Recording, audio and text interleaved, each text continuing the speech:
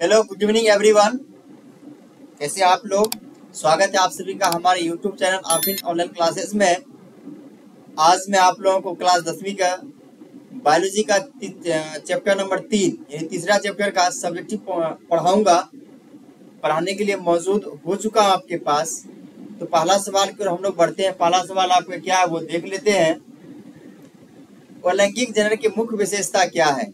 अलैंगिक जनन की मुख्य विशेषता क्या है? आपके पास इनका आंसर दिया हुआ है। अलैंगिक जनन की मुख्य विशेषताएं हैं, निम्न है।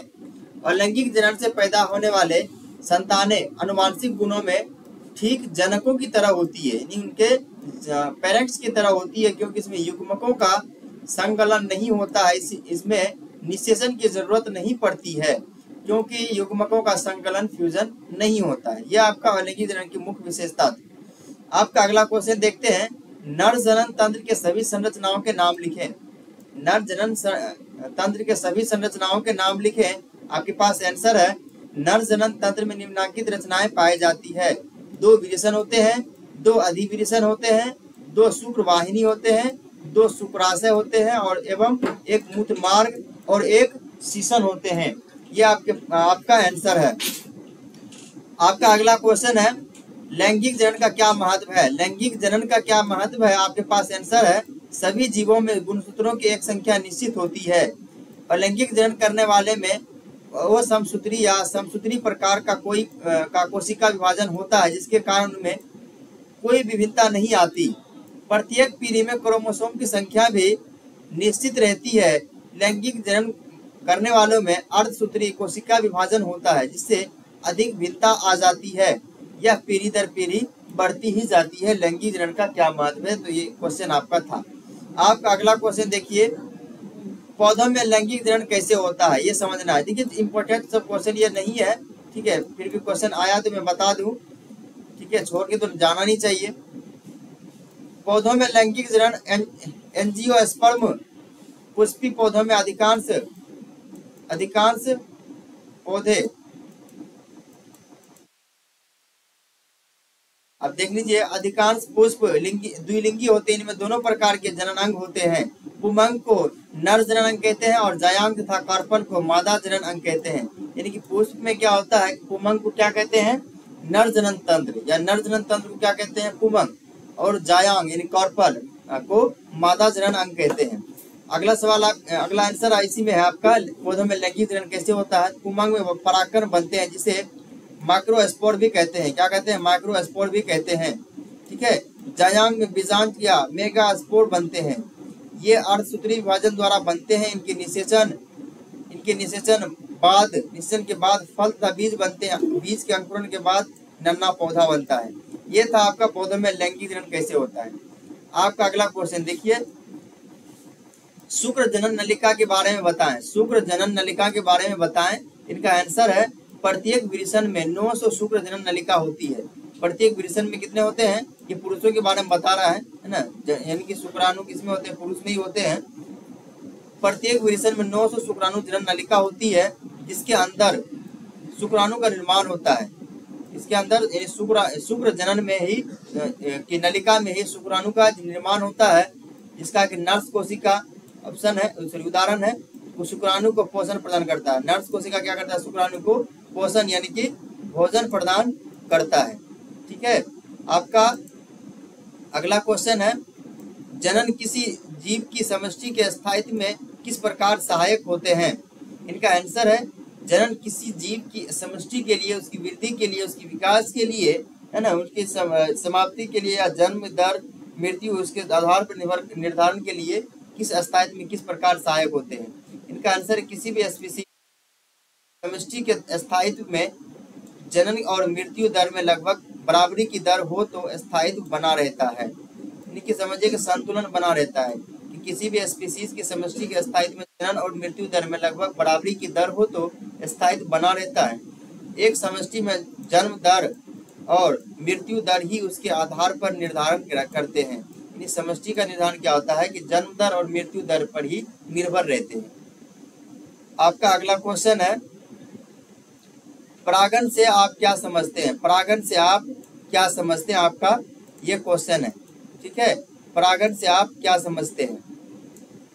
इनका आंसर है नर जनन अंग से परागकण का गमन मादा जनन अंग पर होना परागकण कहलाता है। इसका आंसर देखिए आप, इसका आंसर जो दिया गया है वो आंसर आपका है नर जनन अंग से परागकण का गमन मादा जनन अंग पर होना परागण कहलाता है। ठीक है, नर जनन अंग से परागण का गमन मादा जनन अंग पर होना परागण कहलाता है। इसमें कीड़े, जानवर, हवा तथा पानी सहायक होते हैं। परागण दो प्रकार के होते हैं। कितने प्रकार के? दो प्रकार के होते हैं। इनका पहला है स्वपरागण, दूसरा है परपरागण। आपका इम्पोर्टेंट क्वेश्चन ये है कि ऋतुस्राव क्यों होता है, यानी मासिक चक्र क्यों होता है, ये बताना। ये महिलाओं में होता है, ठीक है, जो किशोरावस्था को क्रॉस कर चुकी है उस लड़की में भी होता है ये मासिक चक्र, यानी ऋतुस्राव चक्र। ये क्यों होता है इसके बारे में हम लोग पढ़ते हैं। यदि अंड कोशिका का निषेचन नहीं हो तो यह लगभग 1 दिन तक जीवित रहती है। ये 1 दिन तक जीवित नहीं रहती है, बल्कि ये 36 घंटे तक जीवित रहती है। ठीक है, इसको 1 दिन बोलना गलत हो सकता है। ठीक है, ये जो मादा जनन अंग में होते हैं वे अंड कोशिका यानी अंडाणु जो होते हैं वे 36 घंटे तक जीवित रहते हैं। गर्भाशय भी प्रति माह निषेचित अंड की प्राप्ति हेतु तैयारी करता है, अतः इसकी अंतःवृत्ति मांसल एवं स्पॉन्जी हो जाती है, जो कि अंड के निषेचन होने की अवस्था में उसके पोषण के लिए आवश्यक है। परंतु निषेचन न होने की अवस्था में इस परत की भी आवश्यकता नहीं रहती है, अतः यह परत धीरे धीरे टूटकर योनि मार्ग से रुधिर एवं म्यूकस के रूप में निष्कासित होती है। इस चक्र में लगभग 1 मास का समय लगता है, यानी कि 1 महीने का समय लगता है। ठीक है, इसे ऋतुस्राव या रजोधर्म कहते हैं। इसे ऋतुस्राव या रजोधर्म कहते हैं। यह आपका ऋतुस्राव क्यों होता है इसका आंसर था। ठीक है, अब आगे बढ़ते हैं। अब आपका सवाल है कि युग्मनज से आप क्या समझते हैं, यानी युग्मनज से आप क्या समझते हैं। तो इसका आंसर है युग्मनज शुक्राणु अंडाणु में पूरी तरह मिलकर युग्मनज का निर्माण करती है। आपका अगला क्वेश्चन है वर्षा होने के समय मक्का के परागण क्रिया में क्या क्या प्रभाव पड़ सकता है। इनका आंसर है यानी कि वर्षा होने के समय क्या है कि समय मक्का के परागण क्रिया में क्या क्या प्रभाव पड़ सकता है। इनका आंसर है कि इन पौधों में आनुवांशिक विभिन्नता नहीं होती है, जिसके कारण ये पौधे पर्यावरण के उतार चढ़ाव को झेल नहीं पाते हैं। ऐसे पौधों में पर्यावरण के साथ अनुकूलित होने की क्षमता कम होती है, जिसके कारण उत्पादन कम होने, बीमारियां होने तथा मर जाने की संभावनाएं बढ़ जाती है। आपका अगला क्वेश्चन देखिए, मानव में विवृषण के क्या कार्य हैं। ये इंपॉर्टेंट क्वेश्चन है कि मानव में विवृषण के क्या कार्य हैं। वो देखिए, मानव में विवृषण के मुख्य कार्य निम्नलिखित है, नीचे दिया गया है, आपको इसको देखना है। पहला कार्य देखते हैं, विवृषण में शुक्राणु उत्पन्न होते हैं। विवृषण में क्या उत्पन्न होते हैं? शुक्राणु उत्पन्न होते हैं, जो लैंगिक जनन क्रिया में सक्रिय भाग लेकर भावी पीढ़ी को जन्म देने में सहायक होते हैं। यानी विवृषण में शुक्राणु उत्पन्न होते हैं जो लैंगिक जनन क्रिया में सक्रिय भाग लेकर भावी पीढ़ी को जन्म देने में सहायक होते हैं। यह आपका पहला इसका कार्य है विवृषण का।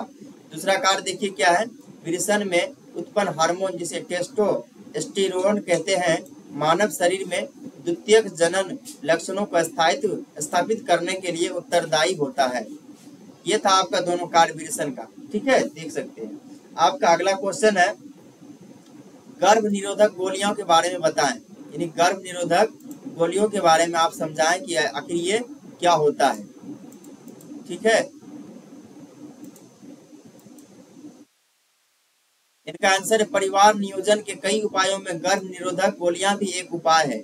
इनमें कृत्रिम प्रोजेस्टेरोन तथा एस्ट्रोजन डाला जाता है। यह ESH एवं LH के स्राव पर प्रतिबंध लगा देता है, जिसके कारण अंडोत्सर्ग की क्रिया नहीं होती है। यानी कि समझिए कि जो शुक्राणु है वो अंडाणु से मेश नहीं हो पाती, यानी कि वो फैलोपियन नलिका में आपस में फ्यूजन नहीं कर पाते, जिस वजह से गर्भ निरोधक यानी कि गर्भ नहीं ठहरता, यानी गर्भ नहीं रुकता है। ठीक है, इससे क्या हो सकता है, परिवार का आयोजन नहीं बल्कि परिवार का नियोजन हम कर सकते हैं। इसी तरह से इसका उदाहरण भी दिया होगा, आगे हम पढ़ते हैं। ठीक है, चलिए आपका अगला सवाल देखिए, परागण क्या है, परागण में कीटों की क्या भूमिका होती है, ये देखना है। परागकोश से परागकणों का प्रकीर्णन वर्तिकाग्र तक होने की प्रक्रिया को परागण कहते हैं। कीटों के द्वार पर परागण की क्रिया होती है। आपका अगला क्वेश्चन है 16 नंबर का है कि द्विलिंगी जीव कौन से होते हैं, उदाहरण लिखें। द्विलिंगी जीव कौन से होते हैं, उदाहरण लिखें। इनका आंसर है वे जीव जिनमें नर तथा मादा दोनों अंग होते हैं। द्विलिंगी में क्या होता है, जिसमें नर और मादा दोनों भाग लेते हैं, द्विलिंगी कहलाते हैं। तथा वे नर तथा मादा दोनों प्रकार के युग्मकों को उत्पन्न करते हैं, उभयलिंगी या द्विलिंगी जीव कहलाते हैं। जैसे में उदाहरण में दिया गया है केंचुआ। उदाहरण क्या आपका, केंचुआ द्विलिंगी जीव का एक उदाहरण है केंचुआ। ठीक है, मनुष्य भी द्विलिंगी है, उभयलिंगी है। ठीक है, ध्यान दीजिएगा, अलग अलग लिंग वाले व्यक्ति पाए जाते हैं।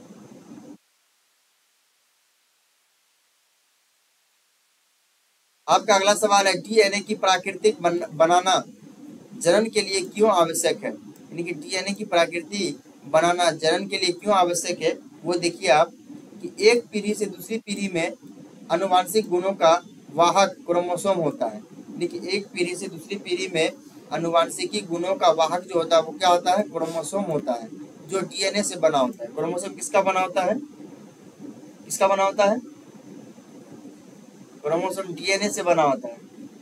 देखिए मेरे पास कुछ ऐसे बच्चे भी हैं जो जिसको मालूम नहीं है कि डीएनए किससे बना होता है, जो कि मैंने अभी बोला फिर भी ठीक है, उनसे पूछे तो बोला क्रोमोसोम का ही बना होता है। बेवकूफ लड़का है जो डीएनए से बना होता है।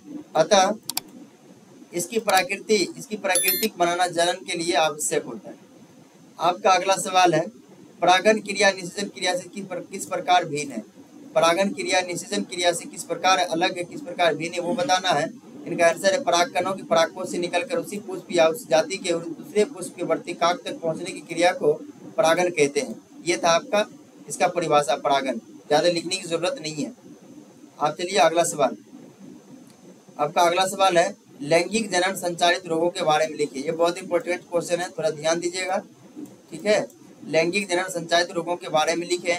इनका आंसर है कि लैंगिक जनन संचालित रोग है ना, सेक्सुअल ट्रांसमिटेड डिसीज एसटीडीज को शॉर्ट में पढ़ते हैं। यौन संबंध से होने वाले संक्रामक रोग को कहा जाता है। यानी कि लैंगिक जनन संचालित रोग किसे कहा जाता है, यौन संबंध से। यानी कि जब कोई लड़का या कोई लड़की संबंध बनाते हैं है ना, खासतौर से जो शादीशुदा महिलाएं होती है उनके साथ ये संबंध बनाते हैं, तो इस तरह से लैंगिक जनन संचालित रोग फैलते हैं, फैलने की संभावनाएं रहती है अत्यधिक, जिसको हम लोग HIV यानी कि एड्स कहते हैं, AIDS के नाम से जाना जाता है। तो उनके बारे में अभी नहीं जाना हम लोग को, यहाँ जो दिया कि उसको पढ़ते हैं कि लैंगिक जनन संचालित रोग के बारे में लिखें। यौन संबंध से होने वाले संक्रामक रोग को कहा जाता है। यह रोग कई तरह के होते हैं। रोगाणु जैसे बैक्टीरिया, वायरस, परजीवी, प्रोटोजोआ, इस जैसे सूक्ष्म जीवों द्वारा होते हैं। मनुष्य में होने वाले ऐसे प्रमुख रोग निम्नलिखित है कि मनुष्य में होने वाले ऐसे परजीवी रोग जो है जीव के द्वारा होने वाले रोग प्रमुख है, नीचे दिया गया आप देख सकते हैं। बैक्टीरिया जनित रोग गोनेरिया, यानी कि बैक्टीरिया जनित रोग गोनेरिया, सिफिलिस, यूरेथ्राइटिस तथा सर्विसाइटिस बैक्टीरिया के संक्रमण से होने वाले प्रमुख रोग हैं। ये बैक्टीरिया के संक्रमण से होने वाले प्रमुख रोग थे कौन, गोनेरिया, सिफिलिस, यूरेथ्राइटिस तथा सर्विसाइटिस। आपका अगला क्वेश्चन है, आपका अगला आंसर ही है, क्वेश्चन नहीं है बल्कि वायरस से होने वाले रोग। वायरस जनित रोग कौन से हैं, सर्विक्स कैंसर, दूसरा आपका हर्पिस, तीसरा आपका एड्स, एक्वायर्ड इम्यूनोडिफिशियेंसी सिंड्रोम AIDS इत्यादि। ये वायरस से होने वाले रोग हैं। ठीक है, वायरस से होने वाले रोगों के नाम देख लीजिए आप, सर्विक्स कैंसर, हर्पिस, एड्स, बस। अब आगे है प्रोटोजोआ जनित रोग, इन प्रोटोजोआ से होने वाले रोग। स्त्रियों के मूत्र जनन नलिकाओं एक प्रकार के प्रोटोजोआ के संक्रमण से होने वाला ट्राइकोमोनियसिस रोग है। कि प्रोटोजोआ से क्या इसमें रोग होते हैं, वो स्त्रियों के मूत्र जनन नलिका में होते हैं। ठीक है, आपका अगला सवाल देखिए, एक लिंगी तथा द्विलिंगी की परिभाषा एक एक उदाहरण देकर के कीजिए। एक लिंगी तथा द्विलिंगी का परिभाषा जो है ना एक एक उदाहरण करके दीजिए आप। एक लिंगी वे जीव जिनमें नर और मादा स्पष्ट रूप से अलग अलग हो, उन्हें एक लिंगी जीव कहते हैं। जैसे उदाहरण मनुष्य। ठीक है, ये एक लिंगी है, हालांकि मनुष्य को हम द्विलिंगी बोलते थे, वो गलत हो गया था उस वक्त। एक लिंगी वे जीव जिनमें नर और मादा स्पष्ट रूप से अलग अलग हो, उन्हें एक लिंगी जीव कहते हैं। जैसे एग्जाम्पल दिया गया मनुष्य। आपका अगला है द्विलिंगी वे जीव जिनमें नर और मादा लिंग एक साथ उपस्थित होते हैं, उन्हें द्विलिंगी कहते हैं। उदाहरण में है केंचुआ। आपका अगला क्वेश्चन है कायिक प्रवर्धन को परिभाषित करें। कायिक प्रवर्धन को परिभाषित करें, इसका आंसर है कायिक पादप शरीर का कोई भी कायिक या वर्षी भाग जैसे जड़, तना, पत्ती, विलग और परिवर्धित होकर नए पौधों का निर्माण करते हैं, कायिक प्रवर्धन कहलाता है। फिर से पढ़िए इसको कि कायिक पादप शरीर का कोई भी कायिक या वर्षी भाग जैसे जड़, तना, पत्ती, विलग और परिवर्धित होकर नए पौधों का निर्माण करते हैं, कायिक प्रवर्धन कहलाता है। एग्जाम्पल आपका कायिक प्रवर्धन मुख्यतः गुलाब, आलू, ब्रायोफाइलम आदि में किया जाता है। ठीक है, ये था आपका आंसर। आपका अगला क्वेश्चन देखते हैं। आपका अगला क्वेश्चन है मुकुलन क्या है। आपका अगला क्वेश्चन है मुकुलन क्या है। इसका आंसर देखिए, मुकुलन एक प्रकार का अलैंगिक जनन है जिसमें जीवों की उत्पत्ति जनक के शरीर के धरातल से कलिका फूटने या प्रवर्ध निकलने के फलस्वरूप होता है। इस प्रक्रिया में जीव शरीर के किसी भाग से एक या एक से अधिक कंदरूपी उभार निकलता है, जिसे मुकुल या बट कहते हैं। ठीक है, ये था आपका मुकुलन। मुकुल यहाँ देखिए, इसको चित्र के अनुसार समझाया गया, आप देख सकते हैं। चित्र देख लीजिए, ज्यादा लिखने की जरूरत नहीं है। आपका अगला सवाल देखिए, पौधों में लैंगिक जनन के लिए कौन सा भाग उत्तरदायी होता है। इसको पढ़ने की जरूरत नहीं है, आगे पढ़िए आप। बहुखंडन किसे कहते हैं। ठीक है, एक कोशिकीय जीवों में कोशिका विभाजन द्वारा नए जीव की उत्पत्ति होती है। इसमें कोशिका अनेक संतति कोशिकाओं विभाजित हो जाते हैं, जैसे मलेरिया परजीवी, प्लेज्मोडियम। ये बहुखंडन के उदाहरण है। आपका अगला क्वेश्चन है मासिक चक्र कब और क्यों होता है। मासिक चक्र जो होता है ना, ये कब और क्यों होता है, इसको पढ़ना जरूरी है, देख लीजिए आप। आंसर जो है, जब परिपक्व अंडाणु शुक्राणु से संयोज नहीं कर पाता है तो टूट जाता है। क्या होता है, जब परिपक्व अंडाणु शुक्राणु से संयोज नहीं कर पाता है तो टूट जाता है, जिसके साथ आंतरिक दीवार एवं अन्य उत्सर्जित पदार्थ बाहर निकलते हैं। आपका आंसर है कि जब परिपक्व अंडाणु शुक्राणु से संयोज नहीं कर पाता है तो टूट जाता है, जिसके साथ आंतरिक दीवार एवं अन्य उत्सर्जित पदार्थ बाहर निकलते हैं। इसे मासिक चक्र कहते हैं। यह 28 दिनों के अंतराल पर होता है। ये कितने दिनों के अंतराल पर होता है, 28 दिनों के अंतराल पर होता है। ये सिर्फ और सिर्फ महिलाओं में होता है, ध्यान रखिएगा, पुरुष में नहीं होता है। ठीक है, चलिए आपका अगला सवाल है शुक्राणु का निर्माण कहाँ तथा कैसे होता है। ये तो हम लोग पढ़े अभी जस्ट, ऋतुस्राव क्यों होता है। ऋतुस्राव ये महिलाओं का है। और शुक्राणु का निर्माण कहाँ और कैसे होता है, इनका आंसर देखिए, शुक्राणु का निर्माण विरिसन में होता है। आप पुरुष के बारे में बता रहे हैं कि शुक्राणु का निर्माण विरिसन में होता है। यह लगातार कोशिका विभाजन के कारण होता है। यह लगातार कोशिका विभाजन के कारण होता है। संतति कोशिका धीरे धीरे शुक्राणु में बदल जाती है। अगला क्वेश्चन है देखिए, बहुत इंपॉर्टेंट क्वेश्चन देखिए यहाँ आ गया है, ध्यान रखिए, मजाक में मत पढ़िए, बायोलॉजी है, इसको मजाक में मत पढ़िए, याद बहुत बढ़िया होता है, ध्यान रखिएगा। अविवाह के द्विखंडन प्रजनन को चित्र के द्वारा दर्शाएं। ये द्विखंडन प्रजनन को चित्र के अनुसार दर्शाया गया है, आप इसको देख सकते हैं। ठीक है, इस तरह से यदि आप चित्र बना देते हैं, जो शॉर्ट क्वेश्चन है पूछा जाता है सब एग्जाम में सवाल, आपको इसका पूरा नंबर मिल जाएगा। आपको लिखने की जरूरत कुछ भी नहीं है। ठीक है, या लिखना चाहे तो आप लिख सकते हैं, अविवाह का जो भोजन है वो क्या है। ठीक है, इसी आप लिख सकते हैं। हालांकि इस चित्र को यदि बनाते हैं तो आपके पास पूरा नंबर आपको मिल जाएगा। आपका अगला क्वेश्चन देखिए क्या है, द्विखंडन एवं बहुखंडन में अंतर बताएं। द्विखंडन और बहुखंडन में क्या अंतर है वो देखिए आप। द्विखंडन की वह विधि जिसमें दो समान संतति निर्माण करते हैं, और बहुखंडन की वह विधि जिसमें अनेक समान संतति का निर्माण होता है।